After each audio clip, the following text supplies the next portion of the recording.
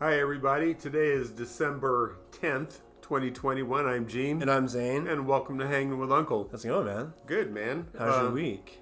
It's been an interesting week. Kind of slow, but the highs have been very interesting. Kind of make you raise an eyebrow. It's kind of a roller coaster week. Had some up and downs. I mean, it was It is. Ready for the weekend. I am. Well, let me just say that if you're listening to us on YouTube, please hit that subscribe and like button. Yes. And we'll jump right into it. Oh, of course. The strain for the week this week is Froze. Yo, Froze. Froze. Is that at 19%? 19 came in at 19%. It looks really good and it smells really good. It does, and let's find out what it tastes like. All right, man. Let's I'll dive let you on kick in. this off while I fire this up. All right, so it's Friday. Pay yourself week.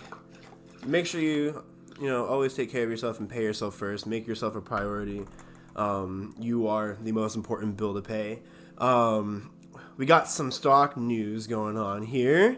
Sundial's been making moves that we've been talking about, of course. They have the Alcana merger coming up. We don't know exactly when. But they're saying that Alcana is expected to get back to the $8 mark before they do the trade. It is, and I know they plan on the vote to approve the merger on Tuesday. It seems votes are all around. It seems that everybody's all a lot of people are on board on sites and everything like that. There's chat rooms where you can just talk and people talk shop out there. But it does seem all around a lot of people are for the merger. But also they have their bank as well, STBA. It's currently trading at 30.73 right now, which is really great.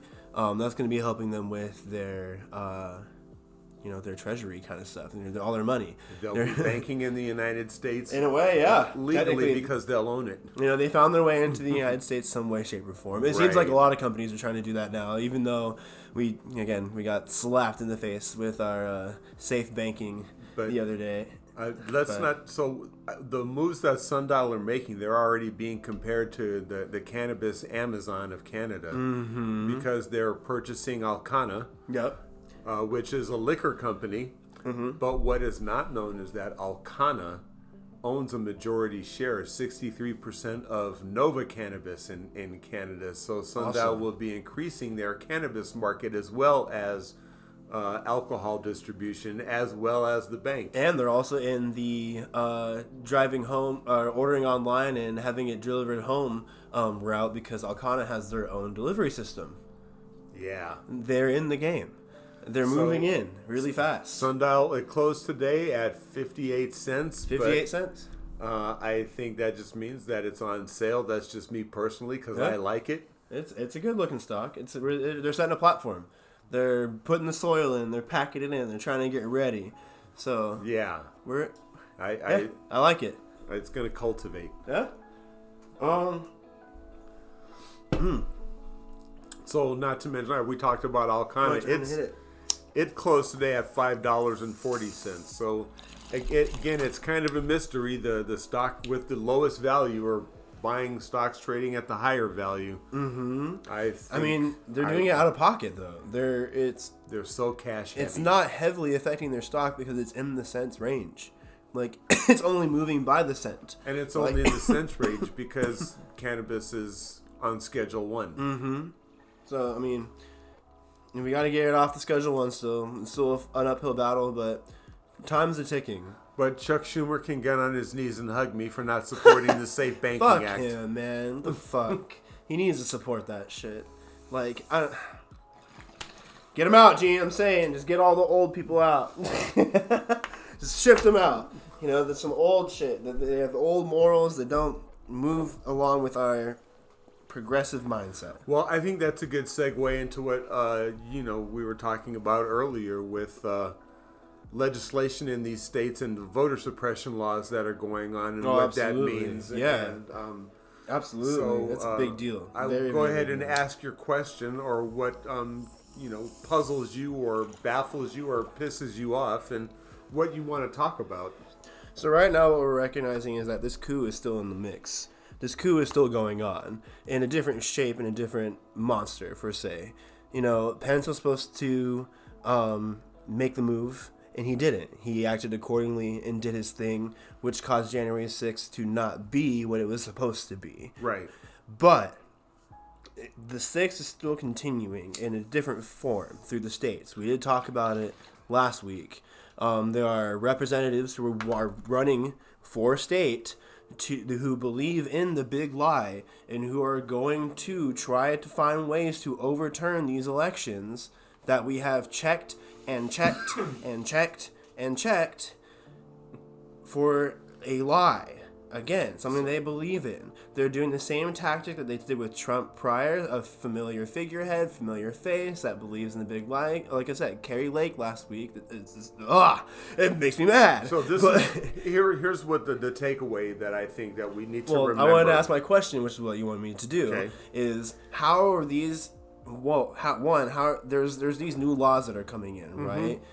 These new voter suppression laws that are, one, restricting our vote, which is going to put these people in charge at some point if our votes don't count. How are these laws passing without our signature, our approval, our certification? Because we're the voters. So when we elect our state officials, and again, so your state, this is a civics lesson. This is very important because it's very important to understand where the power in government lies and where your vote is important and why it counts. So your state House and Senate members are the ones that make laws. They're the legislative branch of your state. So here in Arizona, they've passed 2 voter suppression laws that really piss me off. Number one, if you're on the early voting list, they can just arbitrarily remove you. So number one, you don't know if you're still on the voting list or not. What? And they've number two, the point that I think really is on your mind, the state legislature has adopted a law, and Ducey signed it, that if they don't like the outcome of a law, they can just change it, because that's the power of the state legislature. Right, and it's not up to the people, is what it sounds like. It's taking our power out of it. The power that we, the people, have is in ballot measures. So just like what it took to get marijuana legalized here in Arizona, it's going to take that to overturn these voter suppression laws that Arizona has adopted. Right, so again, back to the process of what they're trying to infringe on. They're taking our popular vote, right? Our vote, where we're popularly voting, we're voting for this person. And they're like, okay, well, that's cool and all, you voted for this person, but we're going to do this person instead anyways. They're taking our power out of it. They're taking the voters' power out of the equation. That's called living in an autocracy. That's what they have in China, Russia, and every other authoritarian country on the planet. Yeah, it's not okay. So now, again, with these people who believe in the big lie running, and then them just being like, oh, we're just going to do it anyways, it kind of just says a big old middle finger to us, the people who are trying to keep our country afloat. Absolutely. Like, what's happening? How is this happening? Again, not under our noses in a way. A lot of people don't know about it. A lot of people aren't very aware of what's going on. The bottom line, it all boils down to, if you look at all the states and who's behind it, and every one of the 38 states in the United States that's passed voter suppression laws, right, they're all white supremacists. Damn.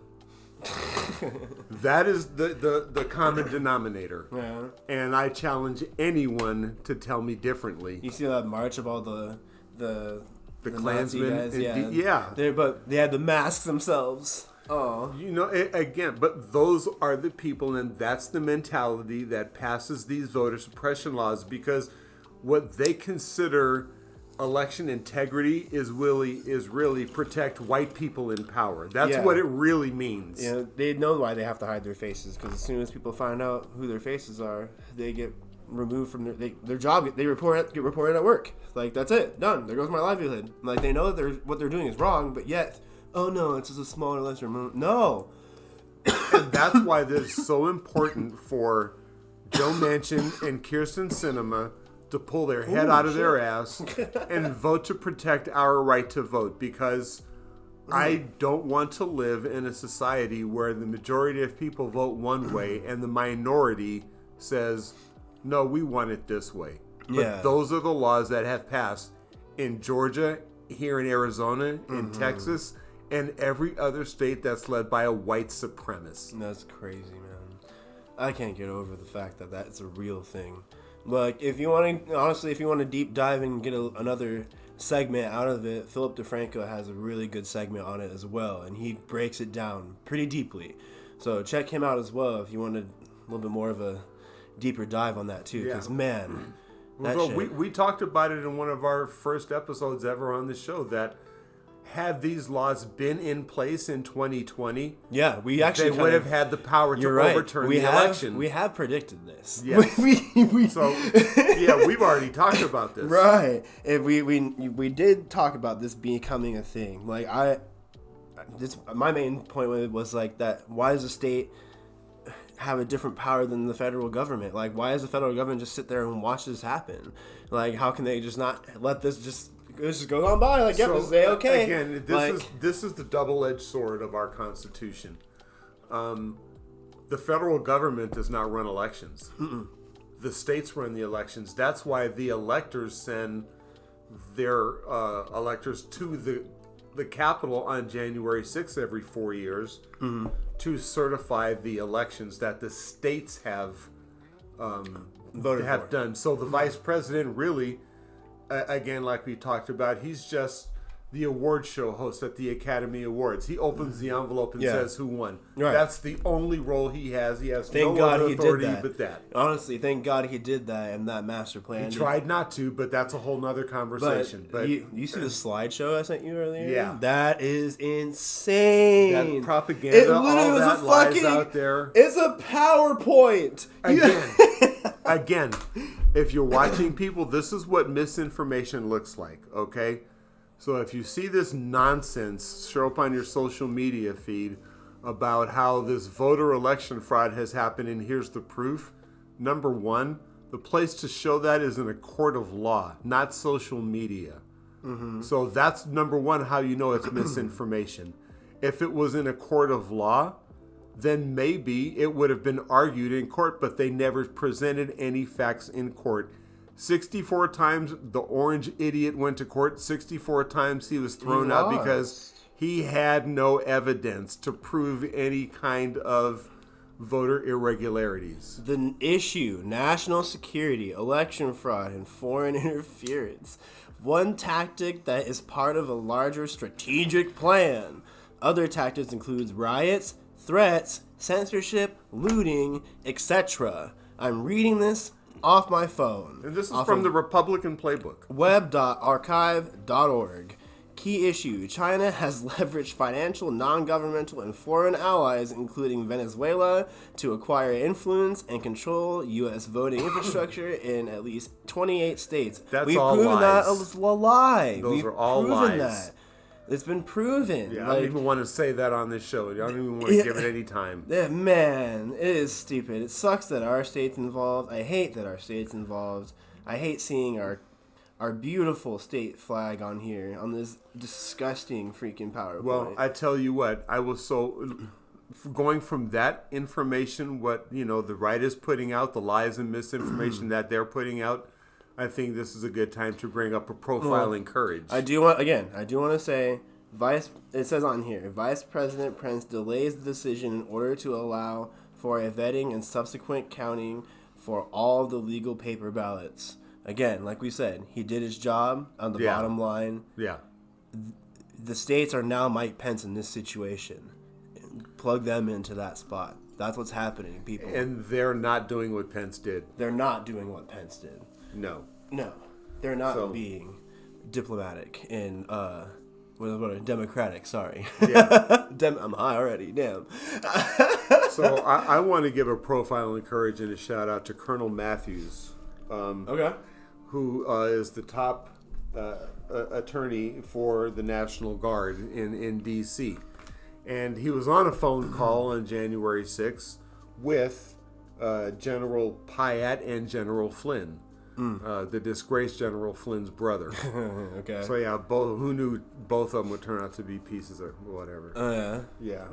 So anyway, they were on the phone to the January 6th committee, lying, saying they did nothing to slow down, hinder, or restrict the movement of National Guard troops to support D.C. and the riot that was happening on January 6th. No, sirree. Colonel We got Matthews. audio of that. Colonel Matthews calls that not only a lie, he calls General Flynn's testimony perjury. Ooh, there we go. It's yes. strong language. So I love it. Salute to Colonel Matthews having the profile and courage to stand up and call these white supremacists wearing a National Guard uniform I give him the big liars. 07. The big 07 for that one. Yeah, again, the National Guard falls under the jurisdiction of the executive branch because D.C. is not a state.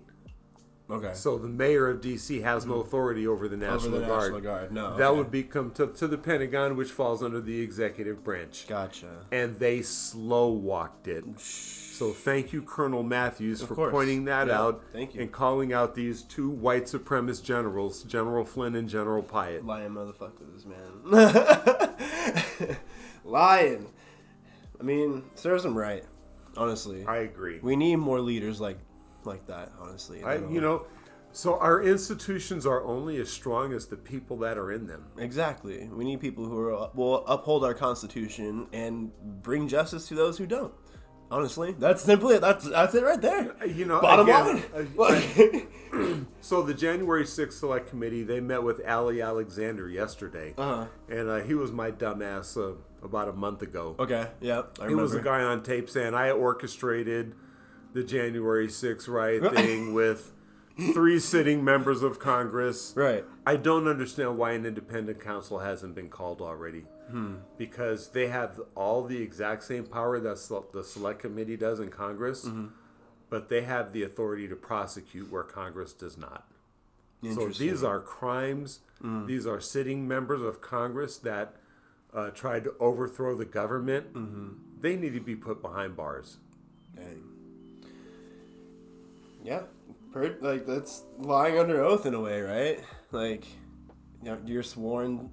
You're sworn to protect. It's called failing to fulfill your duty or something your like oath. That. Yeah, your oath. That's it. The oath. That's what it is. Yeah. Wow. Yeah, that's jail time. You can get impeached for that. Oh, you can get impeached for that. You can get him. Yeah. Oh, okay. So no general title. So here's the thing. So Flynn. The military. General Flynn. The military has its own thing. Its own penal code is called the Uniform Code of Military Justice, the UCMJ. We talked about it when my son was on the show a couple of months ago, and you can be prosecuted for a host of things there that you probably could not be prosecuted for in the civilian world. Yeah. Yeah. Wow. So doing something like that, slow walking, failing to fulfill your oath of office, your duty to the Constitution when the Capitol was under attack, militarily, it could very well bring jail time. Who knows? Who knows? Yeah, because that's the military's decision, right? Right. Dang, that's two different. Oh, let's. I wanted to talk about the district court smacking away Trump's privilege. I thought it was really funny. Like good. Yeah. It was so black and white. It was a smackdown. It was. There's only one president. Boom. It was a 2-hit fight. Me hit you, and you hit the floor. Yeah, you don't get no vulnerability. No, you're not. There's only one president. Smack. Done. Smack it away. Simple as that. That's all it was. The district court, the first court to hear it, wrote a 38-page opinion on it. And it went to the appellate court, and the appellate court could have just written a one-line sentence saying the decision of the lower court stands.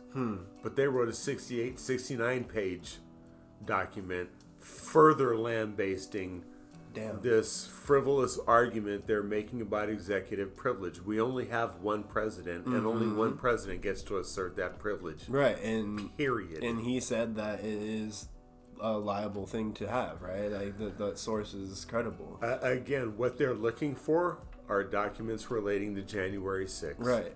And anything that is a crime is not protected. And it was a crime to overthrow the government and try and stop the counting of the Electoral College. Facts. Thank God for the staffers who grabbed the electoral votes and didn't just leave them there. Oh, yeah, true. In yeah, the Senate well. Those are So important. those really are the people that you really need to be patted on the Everyone back. did their job, is what I'm saying. Yeah. Everyone did their job, thank God. Everyone. Thank God. Security, everything. So, yeah, they read him the Riot Act. The words are too good for me to remember all of them, but just basically, the orange idiot looked even more of an idiot. Even dumber. He's now wearing an orange dunce cap. No wonder his name. He comes up when you search idiot on Google. Check Right. it out. It works. It's a little fun game. Jesse Smollett. Yeah. I'm a big fan of Dave Chappelle, so I'm gonna call him what Dave calls him, and that's Juicy. Juicy Smollett. But yeah, found guilty of his false reporting of a crime, of his hate crime. Yeah, but kind of figured. Yeah. Pretty staged.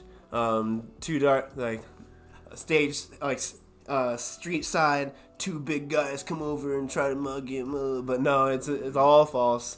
So yeah, he's found guilty for false reporting his crime. Yeah. And it's kind of interesting how people are trying to put a spin on this and trying to make it a white hate crime per se.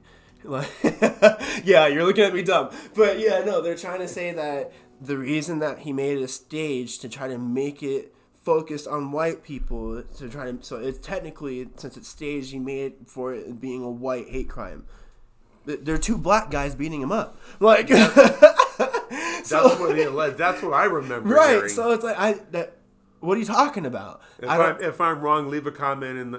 If we're wrong, that's what I remember though. Those two darker dudes. This is how he described it in the whole false report in a way. So I don't know, but there's spins. There's BLM talk and all that. Says no, it's just him trying to stage a hate crime. Honestly, it was more focused on a gay hate crime more than anything. You know what it was all about? Money. Yeah, true. He was making $150,000 an episode on Empire. I mean, marching was huge at the time. Like, it really was gays were a big symbol of that time. Like, he was trying to make it focused on that and trying to make money off of it. If you made $150,000 a year, would you complain?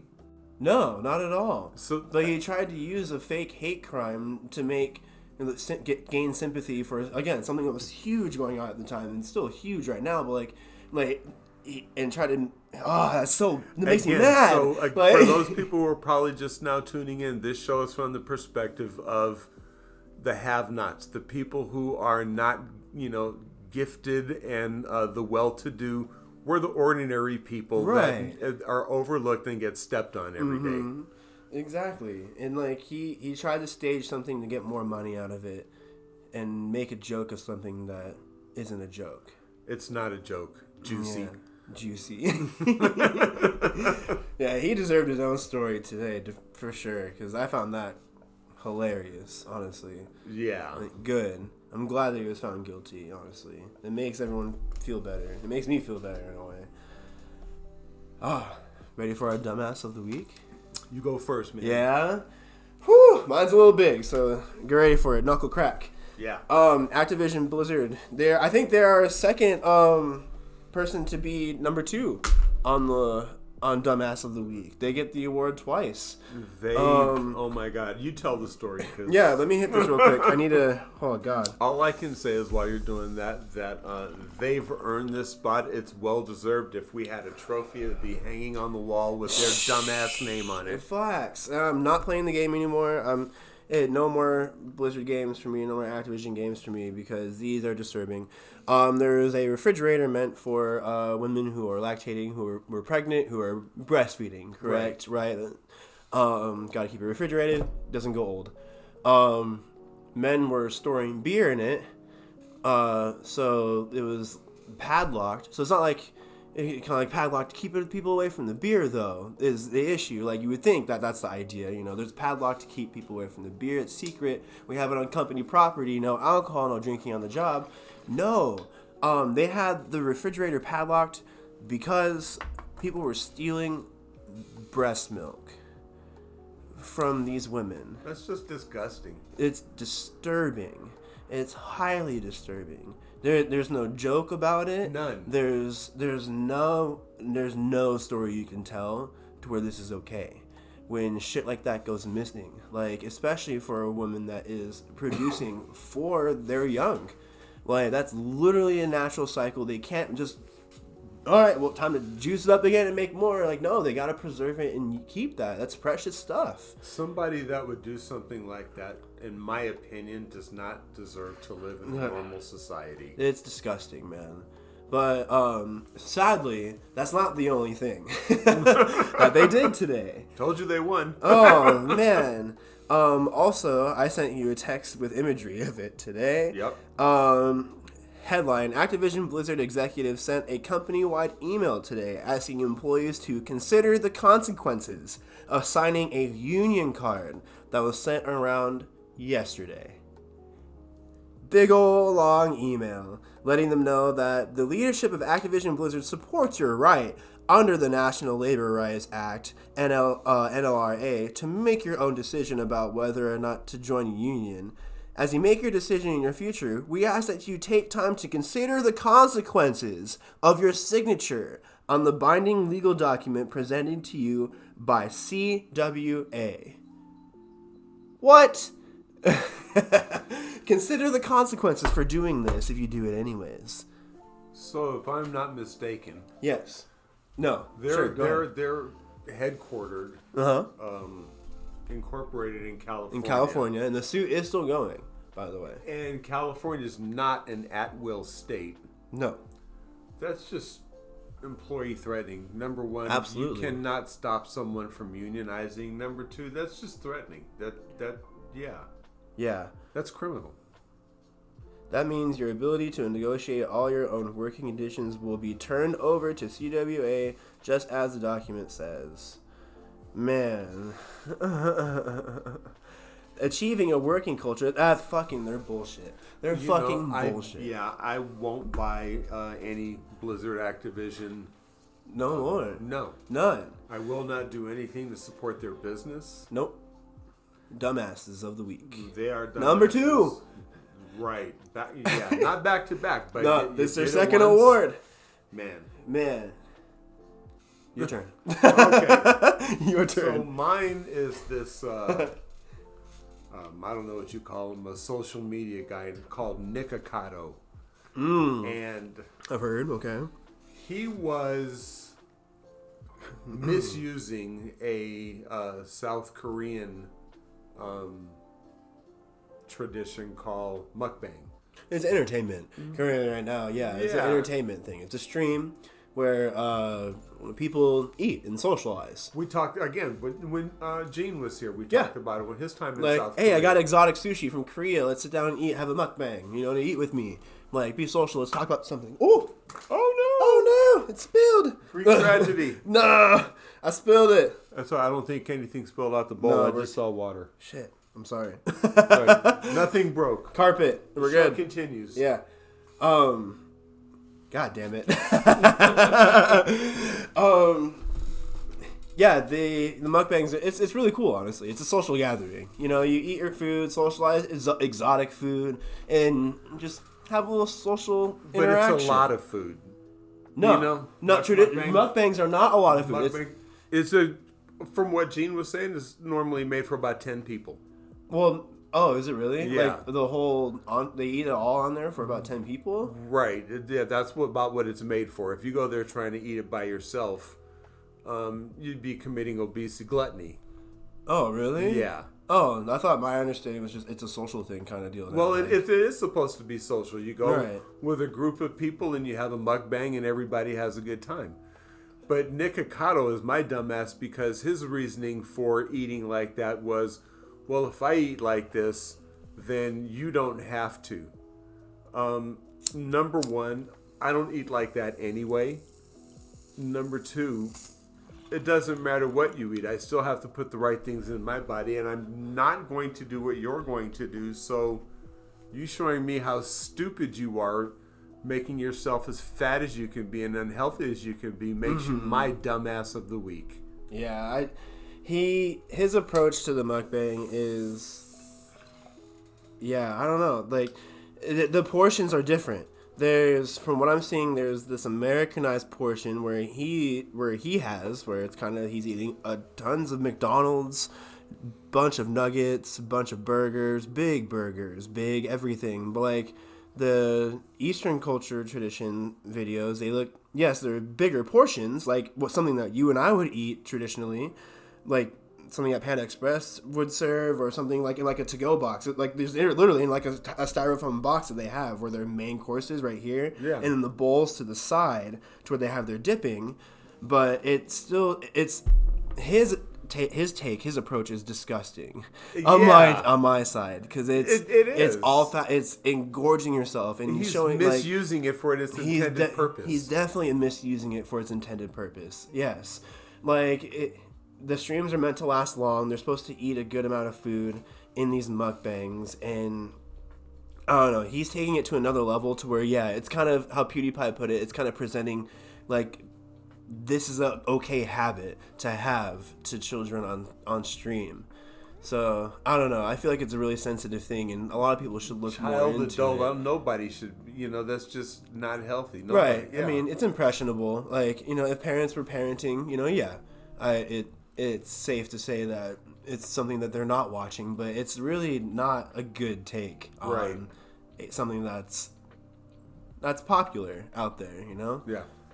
So. All right. Well, anyway, that's all the time we have for this week. So absolutely. I'm Gene. I'm Zane. And thank you for hanging with Uncle. We'll see you next time. All right. Later, guys.